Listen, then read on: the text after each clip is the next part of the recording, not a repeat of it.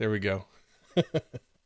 That is, let's see. So I got it right last Thursday. The previous two streams before that, I switched live with no audio. I'm getting better. I talk to teams a lot of time about breaking old habits and building new habits. I clearly have to break that old habit of starting a stream with the audio off. I turned on mute for my mics because one time I was getting ready and my good friend Eric let me know that I was making all kinds of noise, typing away while the stream was spinning up. So I've had to build a new habit of always starting on mute, but now I've got a partner habit that leaves mute on and I start talking in a very excited manner and no one can hear me. And then people type in chat and eventually we get it ironed out and folks can hear. They came here to hear. So now I solved that problem. All right, so it's Tuesday before Halloween. I promised an event. Lori Blue came in with some fantastic ideas around trick or treat and ideas, and she had props and all these fantastic ideas. And I spent the last 3 days trying to figure out how I was going to make that work, and I ended up with nothing. So, so I feel like I really let Lori Blue down. So Lori, when you watch this, I'm sorry. But what I do want to talk about is I do want to talk about traditional tricks or treats in the agile world. I want to talk about some things that, depending on your viewpoint, might be viewed as a trick or as a treat. And I want to put those things out there and get some feedback from everybody in the audience and see how you feel. But before we get started, if you're new and you haven't already done so, please hit that follow button up above my head. It may look like a heart. That gives me feedback. As you can see, we're at 48 followers. That is fantastic. My ultimate goal is 100. I'll be ecstatic at 50 because that gets you into this other realm of stream and starts to open other extensions we can do that can make the stream even more interactive with you folks is what I'm ultimately trying to do. So if you have a question, please type it in the chat. I will answer. Everyone else that's here with you will answer, and we will make your tomorrow better than today. That's the slogan I have for my company, and I want to bring that to this Twitch stream and help everybody that's taken time out of their day to come in and chat with us. All right, so first thing that I want to talk about this very delicate balance of architecture. And I've been helping different companies along the way, and it always gets to this point, there's an architect that's in place. And then I start coming in and coaching and proposing different ways that architecture could work. And then that person starts to feel like, well, wait a minute, I'm the architect. What am I supposed to do? How is that going to work out? I've been here for years. I've been putting this fantastic piece of software in place and I helped grow it from nothing. And now I've got to distribute the architectural ownership. That sounds a whole lot like a trick to me. In reality, what happens if you don't allow architecture to be spread across your teams, bottlenecks are formed, slowdowns are created, a lot of waste happens, and that poor person that is in the architect role that's doing all the right things for all the right reasons becomes ineffective at their job. Not because they don't care, not because they don't want to, but just because the volume of requests that come through just become too high. So I was hoping to get some feedback from folks out there on the stream on architectural challenges and how you've helped transition teams from what I call an ivory tower leader, where all of the decisions are made by one person, versus what I like to put in place, a more Spotify driven model where chapters or groups of specialists are the ones making the decisions around architecture and architectural changes and ideas, and actually writing stories and refining stories and working with other teams to get things in place. That's a difficult transition. So I was looking for some more stories that people may have out there that they've been through. So if you have some, put some in chat. I would love to hear about that. And I'm sure your other viewers would also be excited to hear some of the challenges you've had with changing architecture. There's a lot of issues in architecture that come up. There's that sharing of responsibility. There's the evolutionary versus let's put it all in at once. So you think about MVP and everything that goes along with that. If you truly are building a minimum viable product How does architecture work in that? If you're doing just the least amount of work to prove the value, oftentimes the least amount of work doesn't include a architecturally sound product. So what are the ways for you to do that? The approach I often take is I follow the minimum viable approach, but it's the minimum viable architecture. What's the least amount of architecture we can put in place to do two things? One, to still deliver the product that our customer is asking for, but also to insulate ourselves from any future problems. We don't want to create a ton of technical debt. That's a bad situation for us to be in. That actually makes you take a few steps backwards. So you have to walk this very fine balance of minimum viable product married with minimum viable architecture. And those two sometimes competing forces for resources can become a challenge to manage, because your team, your engineer knows that if we don't get this architecture in place, then our lives are going to be terrible in 6 months, 9 months, 12 months, whatever the time frame is, when you're successful by taking this product to market and users are blowing up, performance is slowing down. Why? Because the architecture wasn't put in place appropriately up front. Now, what you can't let happen is do this, well, we got to take 6 months and get all the architectural groundwork laid out before we can build any features. That's the other end of the spectrum that many people often get into. That you have to, again, it's a delicate balance. It's a scary balance. It's a scary balance for a lot of folks. It's a scary balance for the product team to try and allow that architecture to be a part of the plan. It's a scary balance for the development team to put just enough in, but not overdo it, because they know in the end, they're the ones that are going to have trouble trying to deal with any architectural missteps that were made. Hey, David. So I'm talking about trick or treats. The trick/treat that I was talking about was architecture, and the challenge that you have building a minimum viable product and getting enough architecture built in to support yourself. Then you also have the challenge of, as you grow, and maybe you have one architect that's been responsible for all of the decisions over the past however many years or months, and now you're trying to distribute that across the team or across the teams.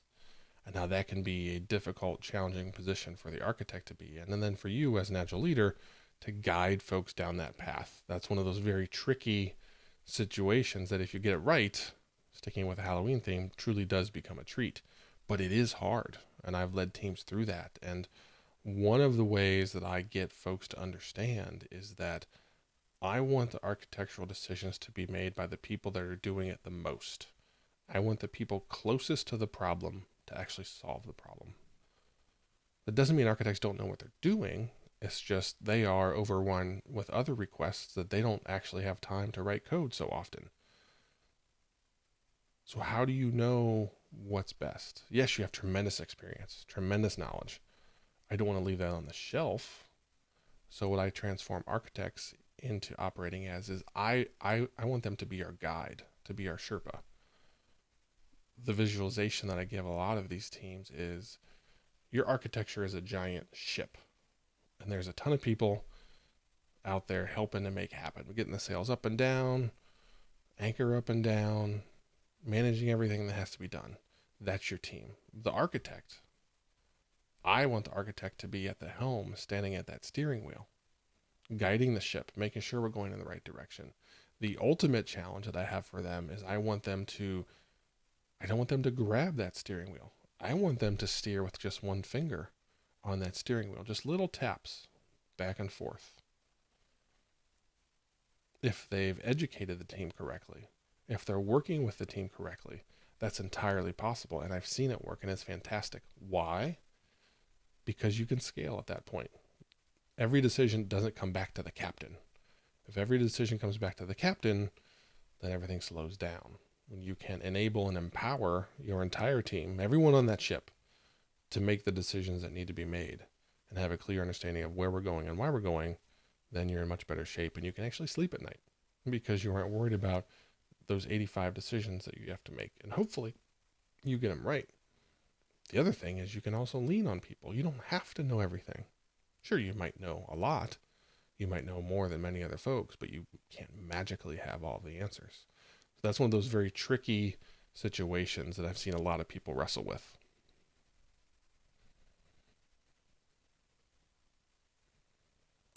Absolutely correct. So that architect does become the PO of the how. And I actually challenge those architects to own the architectural backlog, to be the product owner of that backlog. So with a lot of the teams that I coach, we have two different types of stories or stickies. We actually use two different colors of stickies when we put things up on the wall. So we have one color that represents typical feature product type work. Then we have another color that represents the architectural work. The traditional product owners own those features. The architect owns those architectural stories and owns the backlog and works with the team to prioritize. Now, where you get into trouble is those two have to merge together. One of the biggest challenges that you have when you go this route, and I've been through it a lot, and it took us, 9 months, maybe a year to get those stories to be equal. So POs are fantastic at writing stories. That's what they do. That's what they live for. They get excited about that. Developers, me included, are not terribly good at writing stories. But what you ultimately have to do is you have to take those two backlogs and merge them together. And how do you merge them together if they don't look similar, if the stories aren't written the same way? So there takes a lot of time and effort to get those architectural stories written with clear business value, good acceptance criteria, so you can make good, logical, rational decisions on where those architectural stories fit in with the rest of the feature work. Because otherwise what happens is the true product owners just feel like they get held hostage. And well, whatever they say we have to do, we kind of have to do it. To me, that was never acceptable. So I kept pushing and pushing and pushing on engineers and architects and everyone involved to build good, strong stories with business value.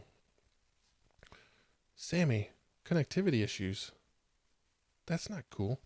You should talk to somebody in IT at the Dude. I might know some people. But and the way I got teams to understand that was my teams would get so frustrated when a product owner would bring a story to a refinement session and the story wasn't complete. The story didn't have a good description, didn't have a complete set of acceptance criteria. And the team would like table flip and be like, well, how can you bring a story like this to us? It's not ready. We shouldn't be refining it yet. But yet, the stories that they would bring to the table were a disaster. The description was 1, maybe 2 lines. The acceptance criteria was very vague, not complete. Unless you knew all of the background details, you didn't really know what you were talking about. So that was the way that I got folks to understand. I would say, listen, you expect stories to look like this, but then when you produce them, they look kind of the opposite. So that was that wake-up call that folks got, and they were like, oh, okay, I get it, Josh. All right, so now I get it. But still, it wasn't easy. Writing good stories is hard. And when it's not something you do on a daily basis, you just don't get as good at things. But over time, and creating and maintaining that architectural backlog allowed the teams to get better at that. Now we split it into front end and back end because we followed the Spotify model, and we had a front end chapter and a back end chapter. So we actually had 2 backlogs. We had all the front end architectural work that we wanted to do, and then all the back end architectural work that we wanted to do. That's how we managed that. Some of the technical leads that owned the front end or the back end would stand up and present those to the team whenever we would do a planning session or anything like that. But again, that was something that, just like the product backlog, was visible to everybody. It was accessible. Everybody knew where it was. Questions could be asked. We refined it exactly the same way that we did our feature stories.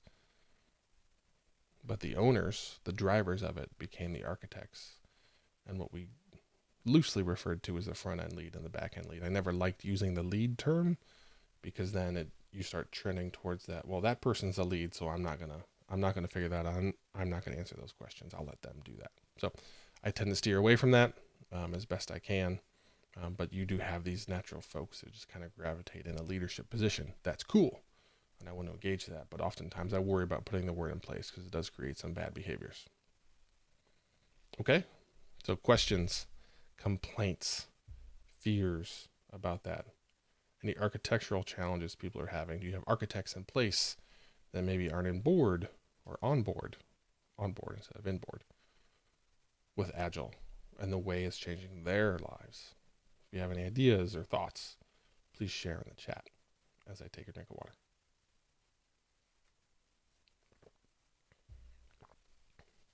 So while we take a break, reminder, if you haven't already, please do hit the follow button. Thursday, we are moving to 10 a.m. streams. So our afternoon streams on Thursdays aren't as popular or as engaged as these Tuesday mornings are. So when talking to some folks, we're moving Thursday mornings to 10 a.m. also.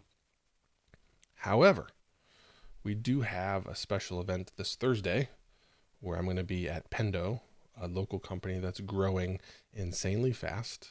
I think they were just declared to be one of the soon-to-be unicorns or the billion-dollar companies, and it's right in our backyard.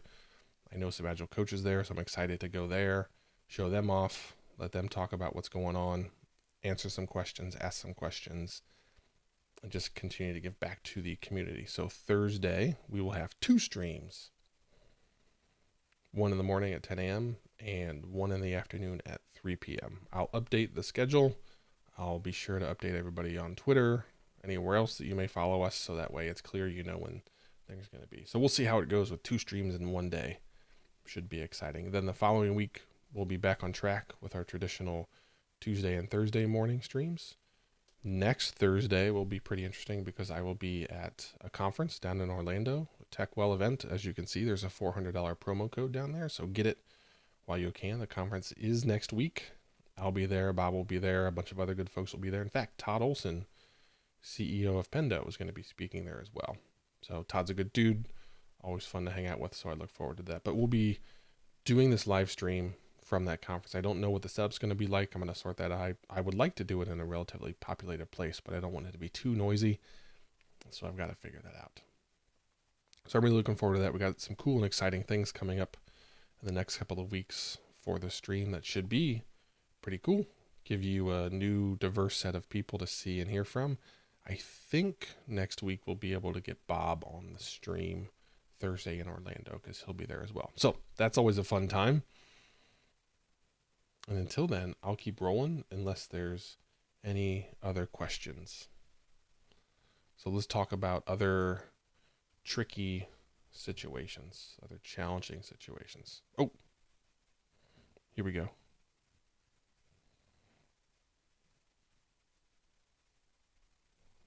Okay, so we've got questions around front end and back end split and what I referred to as chapters.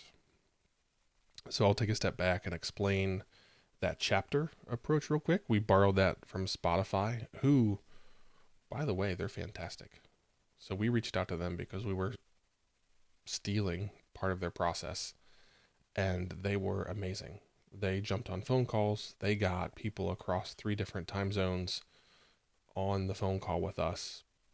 They got nothing out of it, but they were just helping. So they are a fantastic group. Don't be afraid to reach out to them. They ended up sending us drawings of how they built out their team rooms, and that helped shape the way we built out our team rooms because we were expanding and we were growing and we needed to build a new space, and we were midstream building that. And there's like, yeah, here's the blueprints. Here's what we did. Here's how it worked for us. So they are fantastic. So don't be afraid to reach out to them. They are good people. Okay, so chapters. If you haven't, please look up Spotify. There's some fantastic writings that are out there about their approach that was published, 6, 7, 8 years ago. So it's been around for a while. From my perspective, those chapters become the architectural owners of their pieces. We boiled it down to just front end and back end. When we first started, we had a chapter for everything. We had like 5 chapters. We had the database chapter and the web chapter and the .NET chapter, and it just became overwhelming. So we simplified it to just 2 chapters, front end and back end. And they owned, like I said, the architectural backlog. They drove the architectural direction that each of those pieces went to. All right, thanks for coming by. We'll talk on Tuesday. So they owned those pieces. They had refinement sessions. So they had chapter meetings once a week. So every Wednesday for us was chapter day. So every chapter met. Anybody could go, oftentimes just to listen, but to understand that evolution that part of the architecture was going under. So every Wednesday we would gather all the front end focus folks, and they would review the backlog and things that are coming, talk about architectural bits that they needed to get in place for upcoming feature requests. So maybe there was a new feature request out there of we need to track every change. So, okay, so now we need to build a history service. What's that going to mean for the front end? How are we going to handle all that data? How are we going to handle those modals and pop-ups and popovers and all those crazy things that you got to figure out? So they start talking about that. The only way that really works is if you have good visibility into what's coming. If you have good visibility, and then that team can effectively plan. That work became regular story work to teams. So whatever team was taking on that feature, let's say it's that edit history, whatever team was taking on that work of that feature, they would also absorb the architectural work that was needed to support that. Wait a minute. Did anybody just see what happened in chat? This is monumental.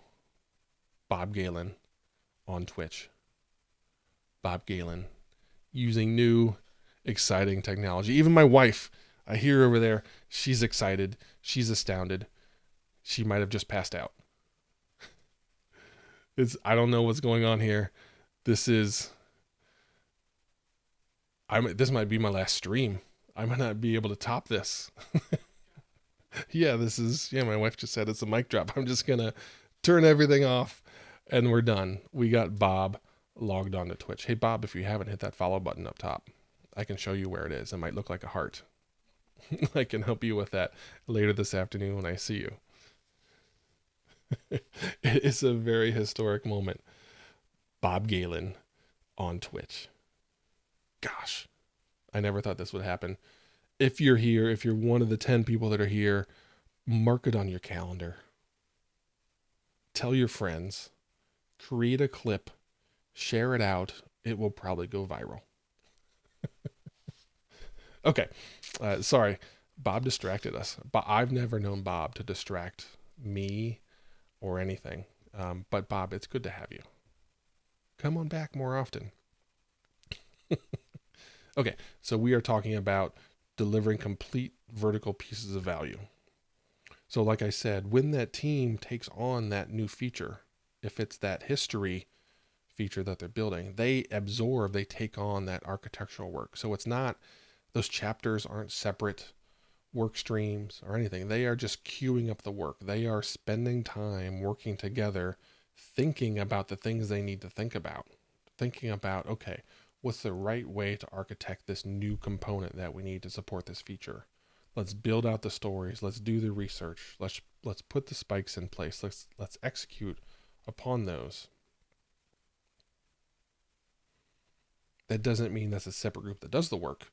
They just organize the work, just like a product owner would organize the work of features. They are leading the charge with that. The reason we spread it across the teams is because when you get to a sizable amount of teams, there's so much going on that to ask one person to oversee all of that and figure out what architectural pieces need to be put in place becomes impossible. So they build out that backlog of architectural work, and then the teams take it on just as they would any other feature work. But you understand those dependencies because they are defined and researched and put in place before you start going. So you still deliver complete vertical pieces of value that doesn't go away. It just gives you folks that are paying attention to that needed work of digging into the architectural research, spikes, plans, questions, anything that's out there. Because the product owner can't do it all. They can't. Even if Bob Galen were a product owner, he couldn't do that. If you can believe that.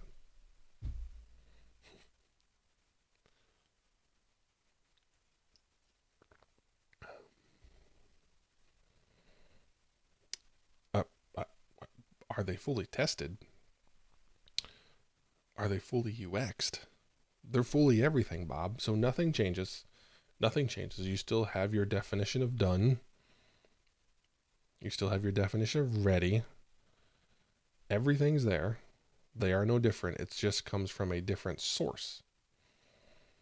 And I find that it's helpful to have that source be the folks that are closer to it. So you think of a good product owner is close to those customers, understands that. That chapter, their customers are the teams. They are close to those customers. They understand those requirements and those needs. So it's the same thing, just serving slightly different customers.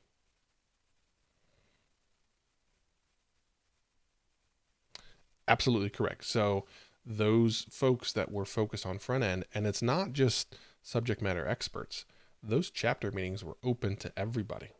Everybody could attend. That's where a lot of the junior folks would just go and listen and learn and start to ask questions. And then if they kept showing up, we kept pulling them in and we start giving them bigger chunks and larger responsibility.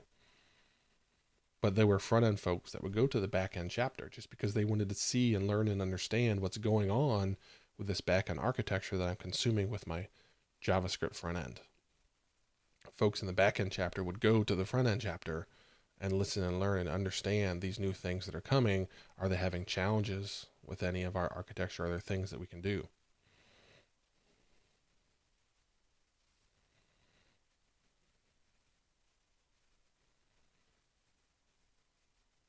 Okay, two things. I'm going to tackle Bob's question about a feature team. So I do treat my Scrum teams as feature centric. I prefer for them to own a section of the application. I want them to become experts at that. I want them to focus on that. I want them to lead the charge and have that be at the front of their mind. But the backlog never agrees with you completely. It never gives you a perfect allocation of features across the teams as you have them allocated. So you have to have them willing and ready to go wherever you need them. So I do like to funnel types of work towards teams that are good at that have experience at that. You want to take advantage of that, right? Those teams work hard learning and understanding that business problem. So feed them things that they can be good at and completely knock out of the park. Bob, I do what I can. You got to get those architects thinking like product owners. And the biggest thing that I had to educate them on was the team is your customers. The team is your customers. You need to help them understand the value. You need to help them understand the need. You need to help them work through all that. Okay, so I want to get back to Brave Dave's question. Brave Dave, I'm so happy you were here too. I'm so happy you were here to see Bob Galen come in and be a part of the stream. Yes, you always feed them donuts, Bob. Always. Always. So, number one, I think you need support. I think you're going to challenge, if you're an agile coach or a scrum master, trying to get that architect to think like a PO. So you'll have to work with their boss to come in and give you support. It's no different than when there's a challenge that you have with a member of the team. I always suggest pairing with their manager and working together in unison to help them build new habits. The same thing has to happen with the architect. Sit down with their manager, explain what you're trying to do, get them to help you, help them understand why. And I can tell you that they'll be on board and they'll be willing and ready to help you. So if you tackle this all by yourself, it's going to be harder unless you enlist your friends. So enlist your friends, let them help you. So that question, Brave Dave, that is the biggest hurdle architects have to get over. We've talked about historically in the podcast, Bob Galen and I do the Metacast. It's Sir Walter Raleigh, who, by the way, I found out 400 years ago yesterday was decapitated. So yesterday was a bit of a historical moment in our city of Raleigh. His decapitation was 400 years ago today. So this is the biggest hurdle that architects go through, is they start having to let go. We've talked about on podcasts how managers have to let go, how product owners have to let go, how roles change lives change, responsibilities change. And now what am I going to do? I used to tell people what to do. Now I step back. How do I deal with this? What's my responsibility now? So that goes back to the way I coached people through this was I talked to them about that metaphor of a ship. So have that visualization. You are the captain of the architecture for our company. You lead the charge, but you cannot have a death grip on that steering wheel. I need you to steer with just one finger. To get them to understand the importance of that, I start talking to them about scale. So hopefully, if you're lucky, you're growing. And if you're growing, that architect's probably starting to feel some pain and pressure around all these requests and all of these challenges and everything that's going on. And they're probably pulling their hair out trying to keep up with everything. So if you have that, that's the time when you can jump in. That's the time when you can help them understand, I'm here to help you. I can help you relieve some of this pressure, but you're going to have to let go. You're going to have to enable other people to make decisions and get them to take baby steps. Work with just one team or with one product or with one feature. Have them be a bit more hands-off. Don't ask them to be completely hands-off. Have them think more of being a guide, being a shepherd. One of the additional tricks that I give folks in this role is I ask them to only speak in questions. Because the problem is they have all of the answers. They wouldn't be in that role if they didn't have most of the answers. So when times come, they jump. They quickly have the answer. They quickly tell people, hey, here's what you need to do. So at that point, people stop thinking for themselves and start looking to that architect and say, well, so-and-so is going to give us the answer. So at that point, they just start deferring. When you get that architect to start talking in questions, they have the answer in their brain, but you get them into that visualization of I'm guiding people towards the right answer. I'm not handing them the answer. I'm guiding them. Then what that person will start to see is they'll start to see, holy cow, I can start to dish this out. I can start to relax. So yeah, this is monumental. Thank you for 50 followers. I'm so excited. I'm going to have to try and keep myself from trying to add all these new extensions onto our stream before Thursday. So this is a big moment. Not only was Bob Galen here, but we got to 50 followers in this stream. So that, I think, grants us Twitch partner status, which is cool and exciting. And quite honestly, my kids are going to be pretty jealous because they want to be Twitch streamers when they grow up. When I can tell them I got 50 followers, they're going to be pretty jealous. So Dad's a little cool today, thanks to you. So thank you to everyone. So that's that fear of letting go is where you need to coach people through.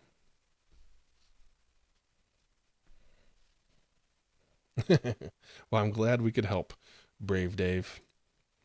I'm glad we could help. We are recording an episode this afternoon, so if you guys have any requests, looks like Bob Galen's on. I'm on. I am going to shut down the stream when we're done here. I'm going to hop in the car, go to Bob's house, record an episode. So if there's any requests people have, now is the time. Jump on board. Let us know what you need, and we'll be happy to help.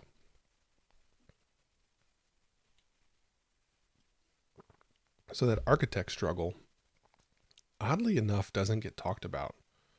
There's a lot of writing and discussion around, I think Bob uses the term, the frozen middle.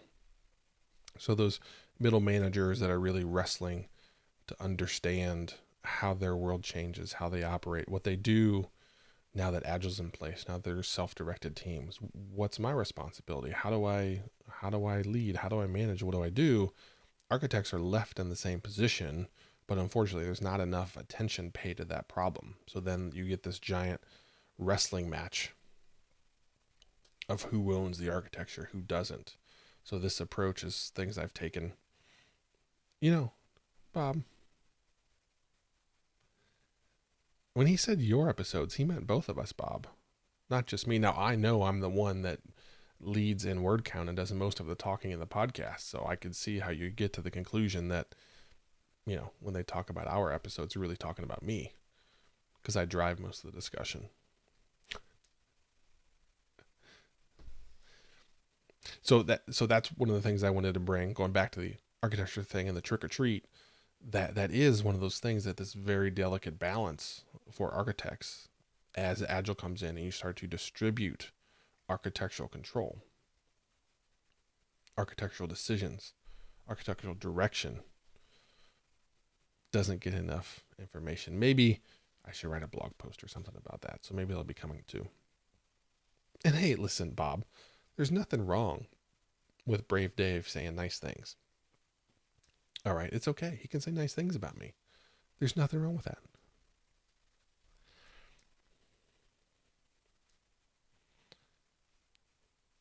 Okay. So let's see. We are about halfway through. Next topic that I wanted to dig in, that is one of those tricky situations, is refinement sessions. And let's pretend we're in a refinement session. Product owner comes in with a list of stories for the team to refine or groom, whatever terminology that you use. I'm a refinement guy as opposed to a grooming guy. So I've got this list of stories. I'm the product owner, ready to refine. We go through, we refine them all in like 15 minutes. The team sizes them quickly, not a lot of questions asked, done. Okay, so question to you guys. Is that a trick? Is that a treat? Treat meaning, yeah, that's awesome. I hope they all go like that. Trick meaning, it sounds kind of cool, but maybe there's some underlying problems. I think I queued it up enough that people kind of know where I'm going. Unfortunately, I should have been more sneaky about that. But from my perspective, that's a trick. You want good, healthy discussion and refinement. You want good questions. You want good, yeah, Panther's Bane. Nailed it. I hope that's like Carolina Panther. It is a trap. We need Admiral Akbar. I wish I had an Admiral Akbar emoji.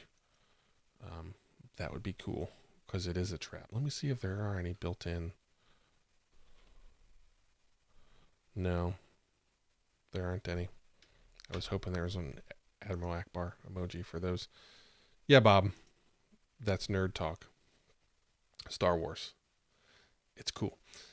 So anyways, that lesson that I learned from Bob. So now I'm going to talk nice about Bob. So prepare to be uncomfortable. One of the best things Bob taught me was that a story is a promise for a conversation. If that conversation doesn't happen, your team's not engaged, your team's not understanding, your team maybe doesn't feel safe.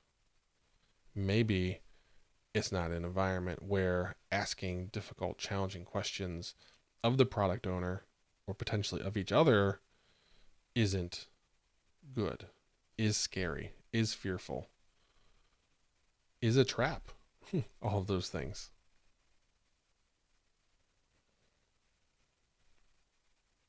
Absolutely.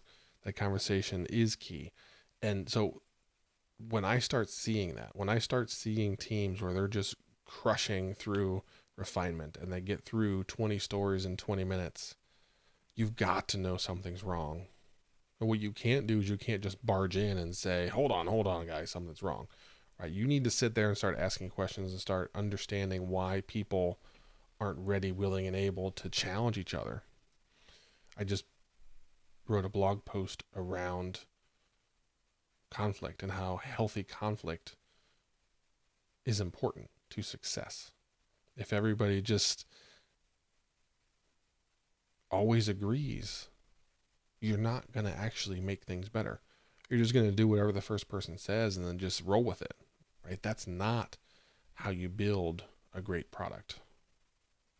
That doesn't engage everyone's brain. It doesn't unify them. And how are we going to solve this problem? I talk a lot about collaborative problem solvers. That's what I'm looking for when I hire people. When I see teams go through those refinement sessions and there's no collaboration, I start knowing something's wrong. So that's when you need to dig in.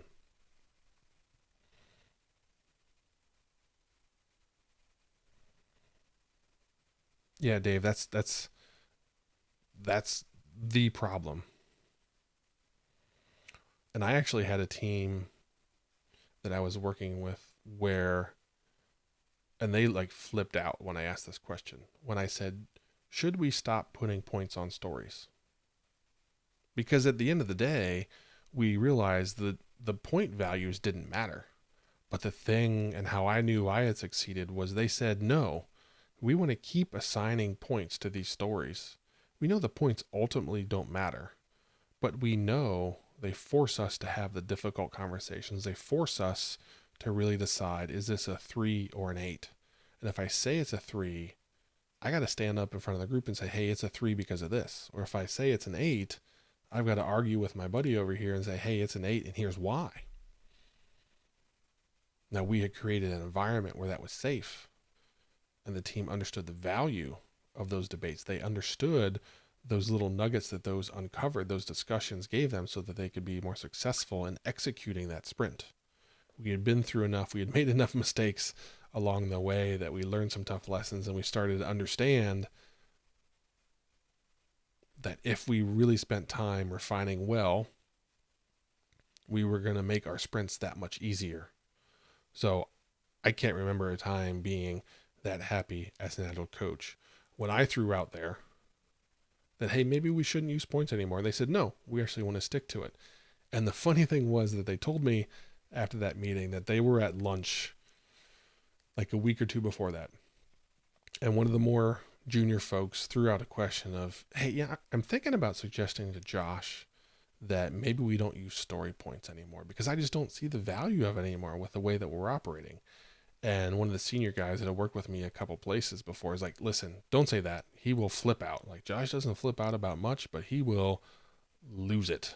And you don't want to be there when that happens. So when I suggested that, they all just looked at each other and were like, what is going on here? But it was one of those tests where does this team really get it?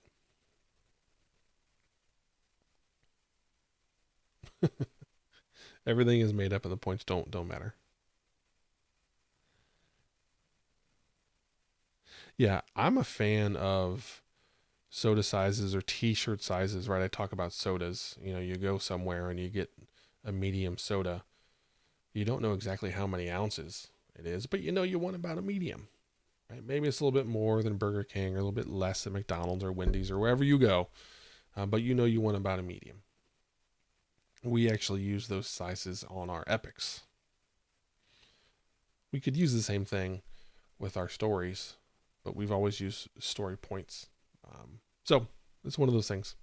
But yeah,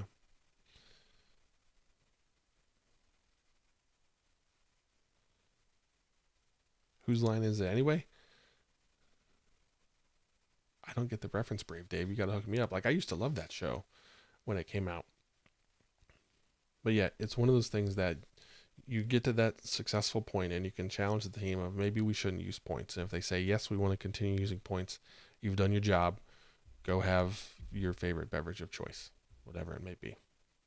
You've succeeded. You've won.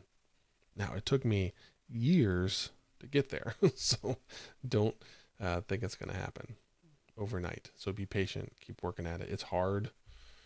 It's very hard, but you'll get there.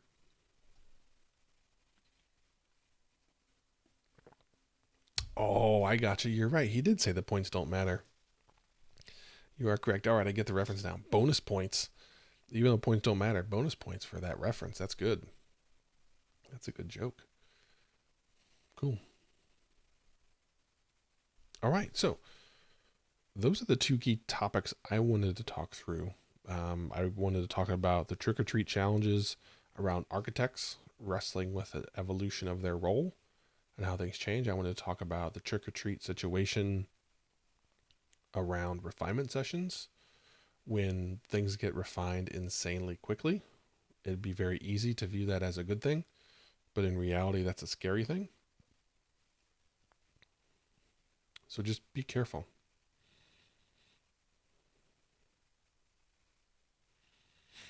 Yeah, Brave Dave. So that's where I'm going to throw out a terrible pun. That's where you have to be brave. You have to be brave as that leader and start to distract other parts of the company from points and get that out of the thing they worry about, the thing they focus on. It's amazing how executive math happens and bad things become reality when people start looking at those points. They start doing math and start trying to provide these unusually accurate forecasts based on not enough information.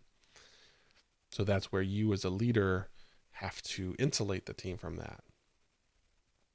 I made a huge mistake at one of the jobs I was at, and I showed the burn down chart and I said, this is how you judge us.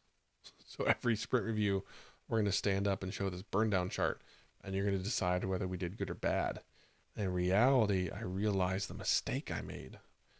I took the focus off of the value that we were delivering and focused it on an arbitrary number. So that created bad behaviors within the team because they became so micro focused on story points. And are we hitting our burn down? Because we have to show this in front of the entire company. We stopped trying. We got scared. We stopped innovating. We got afraid of missing. We got afraid of trying new things because that was risky. So I had to spend another year unwinding that thing. It was like that night I drove home and I realized the mistake I had made. And I had to start putting plans in to unwind that. Eventually I got there to where story points weren't discussed at a corporate level. It wasn't a thing, but it took a time.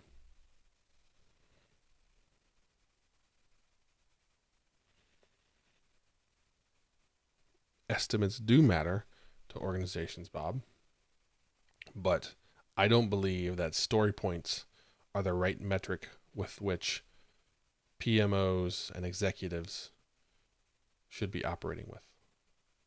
So I've extracted those folks, I've extracted points from them, and I've started talking about stories. So I talk to them in roadmap views. I talk to them over the next year.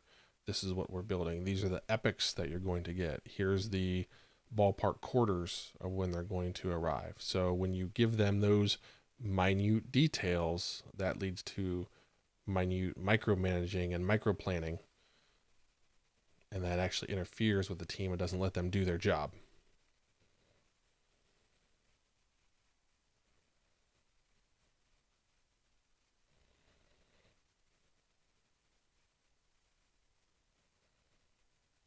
Okay, I'm catching up here. Going fast and furious, which is awesome.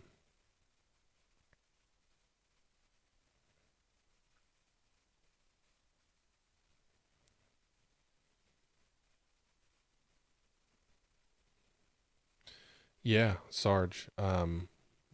Culture. You have to start there and finish there. You can never take your eye off the ball. Culture is one of those things that you have to continually, intentionally focus on. If you expect culture to just happen, it won't. So you have to spend time, energy, brain cycles. Every meeting that I held with my team, there was always a cultural message. Always. I never let that escape because folks become so busy and so focused on delivering their features that culture goes out of their brain. So you as the leader have to keep culture front and center. So from my perspective, Sarge, that's one thing that you have to do is number one, know it's going to take a long time. Number two, start now. And number three, be relentless. Don't apologize for it either. Don't apologize for it. One of the things that made me very happy was in one of these streams pretty early on, probably a couple months ago, Sammy Prentice, who was at the Dude, which is where I was, talked about people were still talking about some of the cultural talks that I gave and how that was still resonating. That was one of those things that in every team meeting, I reserved a section of that meeting. And yes, there were moans and groans because, oh, here we go. He's getting on a soapbox again. But I was relentless about it because it was that important. So when you show them that it's that important to you, they'll start to understand. If you talk about it here and there, it's completely fair for them to start questioning how important it really is. Because if my leaders aren't talking about it, is it really that important? So keep it front and center, leading on the Sarge thing. Always talk about it. Be relentless. Never let it fall back into the background, and your culture will continue to grow. So that's the only way that I've found to be successful about this, is keeping it front and center, always talking about it, always reminding about it. And yes, some of the people that have been there for a long time may hear the same message 20 times. But what about that person that you just hired? That's their second time or third time hearing it. Know and understand that as your team evolves and grows, not everybody has heard the same message the same number of times. So take every opportunity. Yeah, to me, Sarge, that's a complete facepalm. I don't understand how you're going to get there if it's so important. Actually, here we'll go with that. That's the closest I have. Yeah, that's the first thing I do. It definitely isn't the last thing that I do. And it's the first thing I think about in every team meeting. Because culture is how you win in the long run. If you get that healthy culture in place, just like you get that good, healthy architectural approach in place across your entire team, you can scale. You can't scale without good, healthy culture. If you start to scale and your culture's fractured or starting to deteriorate, it's going to go from bad to worse really quick. Yeah, Bob is right. They are wrong, Sarge. I don't understand that approach. That sounds like, unfortunately, someone that hasn't been in the real world having to deal with that. Probably a fantastic trainer, but having to actually put that in practice on a daily basis and wrestling with cultural fractures, cultural breakdowns, and how to get the team back online. If you don't get it up front, it's no different than technical debt. You end up with cultural debt, and you can either choose to pay it steadily, starting from the beginning, maintaining it, or you can just let the technical debt pile up, and then you're in trouble.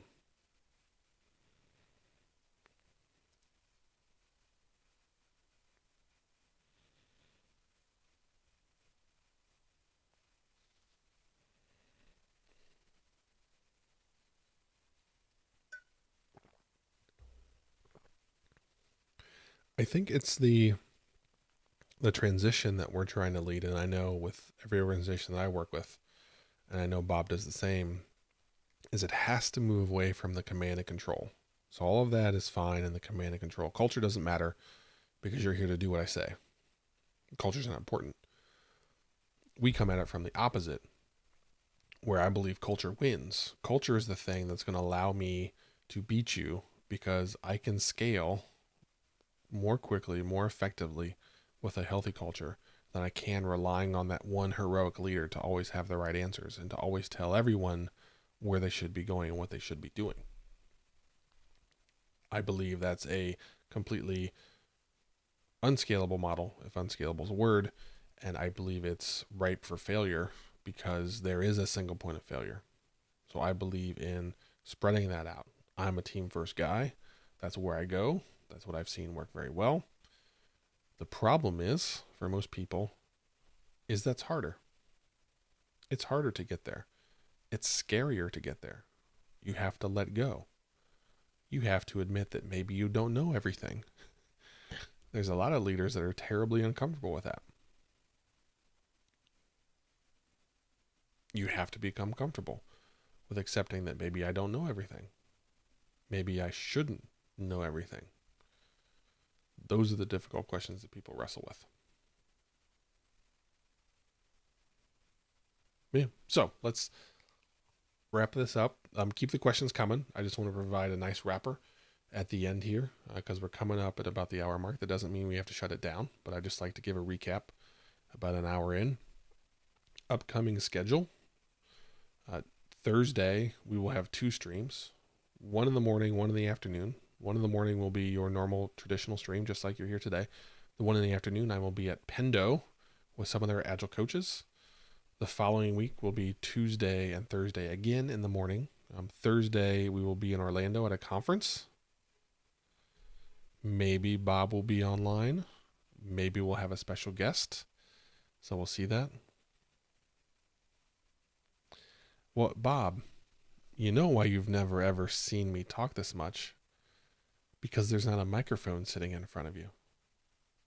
That's the best part of this approach, is you don't have a microphone. And if I really wanted to, I could mute all of your chat,